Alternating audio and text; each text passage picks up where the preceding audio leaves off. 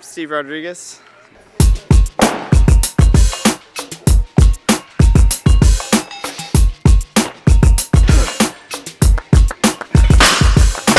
My wife's one of the affiliate team members, and you know, she was a gymnast for many years, and you know, she kind of, gymnasts get bored. They want to fill in that time and say, hey, you know, I trained so many hours a day all my life, you know, and so she was like, found something really similar that incorporated gymnastics moves, and here we are.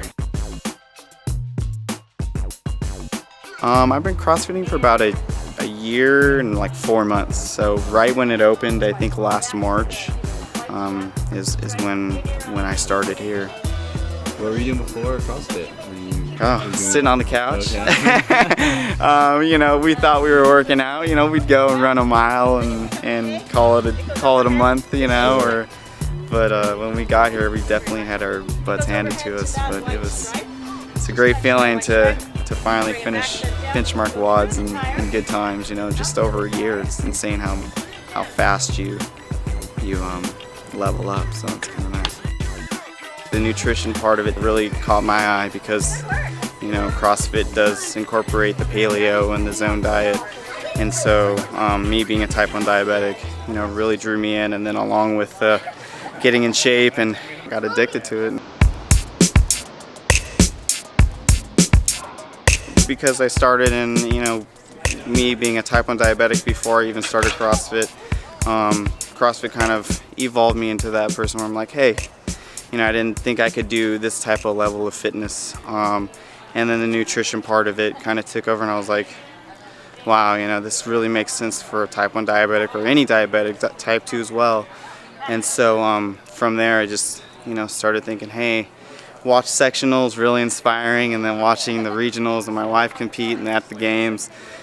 It's like, you know, I really want to do this and see if I could be the pioneer, or I haven't seen anything out there as far as type 1 diabetics competing or at a high level of CrossFit. And so decided to log all my workouts, blood sugar before the workout, after the workout, and really you know, follow my diet closely so I know what I'm intaking either before a WOD or after a WOD or just anytime. And so what I'm doing is I'm starting a blog that's going to track all that, put it out there nationally so people and other type 1 diabetics and just diabetics in general can see it and really say, hey, I can do that. You know, if he can do it, I can do it.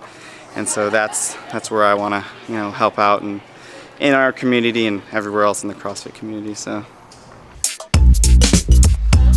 can you share any of like your early like sort of findings so far, like maybe like any kind of like tips or any things you learned pretty quickly? Yeah, quickly I noticed my insulin intake just when I started my paleo diet and zone diet. It just pretty much, I'm at a low limit dose of insulin now. I don't have to give myself, you know, before I was giving myself 5 units of insulin for a meal, and now I'm giving myself 0.7 to 2 units of insulin per meal. It's because I'm taking a high protein paleo type of intake, and also, you know, my carbs are just veggies and fruits that are low residual sugars, and so it's a lot easier to track. And you know, I'm not paying a lot at the pharmacy for my insulin anymore, and the workouts have obviously helped. You know, just during a workout, my sugars kind of level out on their own just because I'm burning that sugar that I intook earlier in the day. So it's pretty awesome. Have you had any findings for the actual workouts though, on like things that you know what I mean, like? Yeah. So pretty much, it's kind of strange. I never knew this before. I thought maybe a long Metcon would make my sugars, I would bottom out. But in reality, when I do like a Murph or a Helen or something, you know, a longer workout, my sugars kind of go up. And I think I'm finding that I'm reading about that, and you know, it could be because of the adrenaline I'm giving myself, and it's just that constant movement that spikes up my blood sugars. Short strength workouts lower my sugars more than a longer one would, which is weird, you know, because during the day, if I'm not tracking well, I'll go down. If you know, if not, then kind of stay level. So right now my blog's still under construction, but I definitely at the CrossFitFortVancouver.com, there'll be a link from there where you can go to my blog, and like I said, it's still under construction, so we're definitely getting there. Myself and my wife are getting there, and wording and everything else, so we'll see how it goes from there. And I'll have food logs and just different workouts that I've done and show on there on Google Docs. There'll be a link there, so people can say, okay, this, you know, a diabetic can go to a workout and say, oh, he did this workout, his sugars were here. After it, you know, I got to be aware that it might go up or it might go down. And so that's really where I want to help, is really setting that standard where you know what your sugars are going to do during a workout.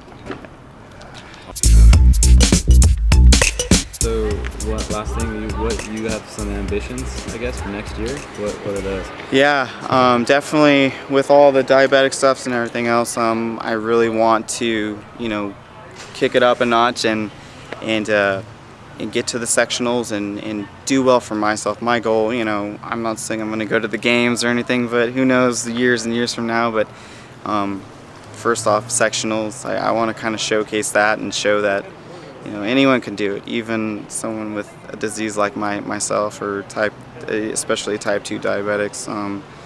You know, that's my goal, to do well sectionals. And hey, if I go to regionals, that is beyond what I'm trying to accomplish. But so yeah, I'm excited, and it'll be all on my blog, so you guys can check it out for sure.